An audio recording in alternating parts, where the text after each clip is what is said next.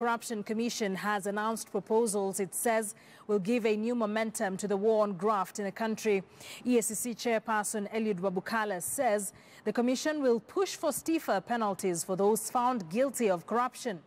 EACC also wants the assets of corruption suspects frozen immediately, and they're cited over corruption. Beg your pardon. Our senior reporter Rita Tinina begins our bulletin tonight with these details.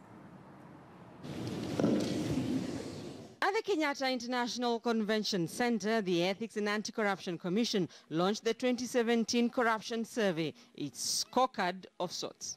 The survey, which sampled close to 6,000 households across the country, indicates a marginal drop in the average bribe and the average times a bribe was demanded.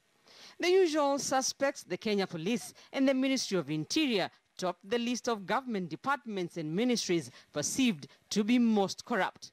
And there is a new entrant to the list of shame. Huduma centers are emerging as areas for bribe giving. Those polled had their recommendation on the best way to deter corruption. And they indicated that one, prosecution and jailing of corrupt people as the leading measure that should deter corrupt practices. Several high-profile cases, including one against former Nairobi Governor Evans Kidero, are before court. But the EACC says it wants to change the dynamics in handling corruption cases. Because some cases take too long, and the bottlenecks around cases being processed are huge. Therefore, we shall have to study those systems and lobby so that we are able to achieve a little quicker ways in convictions. We are also going to lobby for harsher punishments for those found guilty. From July 2017 to July 2018,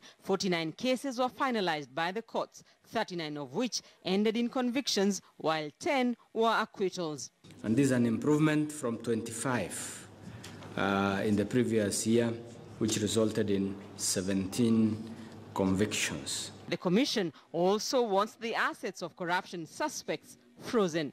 So that we continue to look at what has happened before he has opportunity to access those assets. Stolen assets recovery, the EACC says, will now be one of its major undertakings. At the end, we work towards recovering those assets and returning those resources to the country, to the people of Kenya. The Commission recovered stolen assets worth approximately 500 million shillings through court proceedings and out-of-court settlements. Corruption has remained a major headache for successive governments. The EACC's proposals are one thing, the law is another, and the Commission's search for the perfect formula to deal with corruption may not be that easy. Rita Tinina, KTN News.